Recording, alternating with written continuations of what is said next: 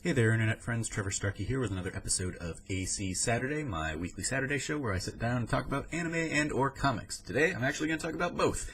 First up, on the comics front, I finished Compendium 2 of Invincible, so that takes me up to, I think, issue 96, I think is where that caps off.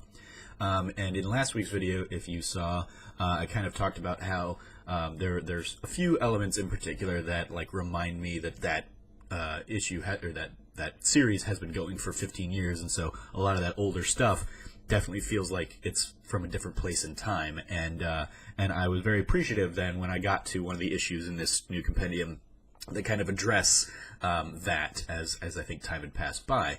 Kind of getting into some minor spoilers, you have Invincible kind of returning from a long stint away, and when he does, he sees his old friend William, who is the one that he would always take flying, and William would always they would always kind of crack like, "This is so gay," and that was kind of what I was talking about last week. And we find that William is in a nice, seemingly healthy, committed relationship with Rick, his roommate slash college friend.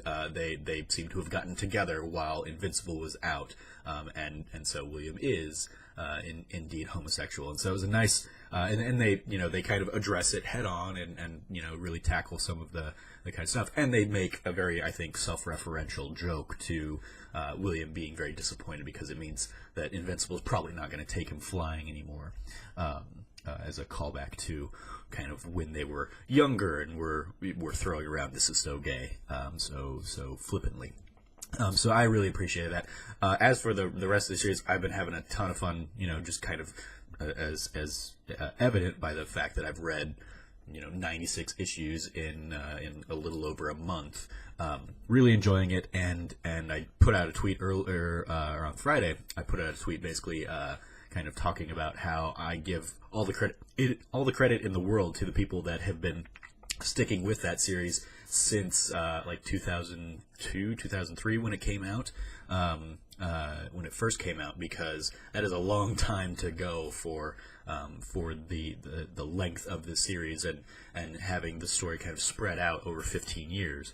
I have to wait now until end of July when Compendium 3 comes out, which is like the final issues. I have to wait that long, and that's going to suck, and that's 3 months. So I imagine people were regularly having to wait 1 to 3 to multiple months for new issues to come out. Me, I'm going to at least get like the third of the story, of the complete story, that I'll be able to kind of barrel through at that point. So that's kind of my Invincible update.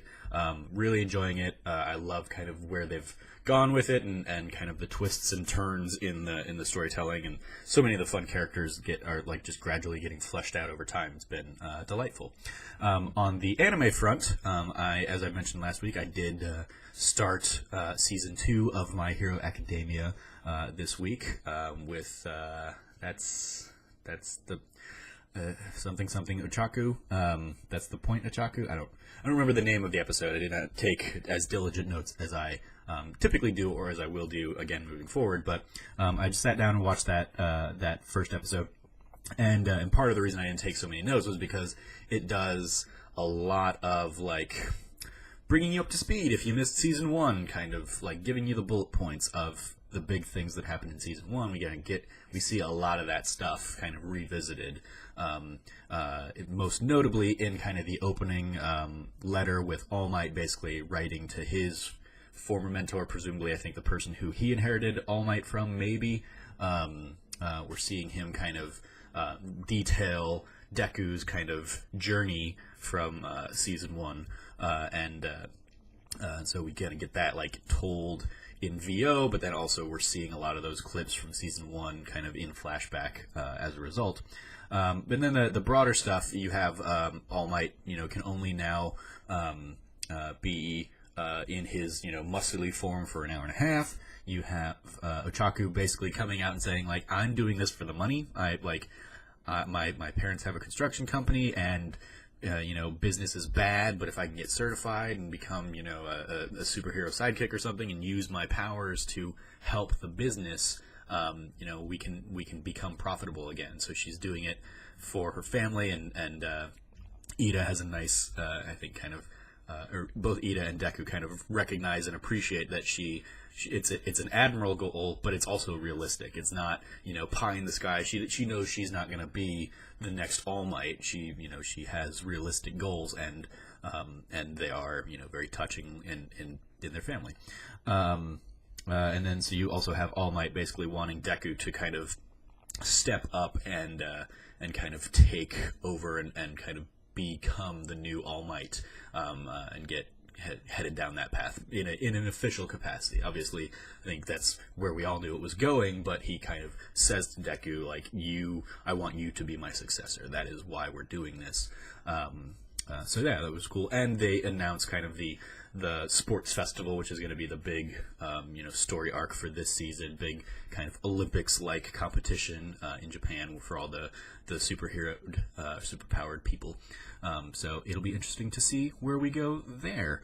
A couple other things I noticed that jumped out to me. I love the new opening and closing themes. I loved the ones from the first season too, but these ones came, and I was immediately like, I don't know what they're saying, I don't know what any of this means, but I was enjoying it, and I liked it. Yeah, just good, catchy, fun, poppy music. And I especially liked, and I'm curious if they do this kind of throughout the entire season, especially because season 2 is like twice the length of season 1.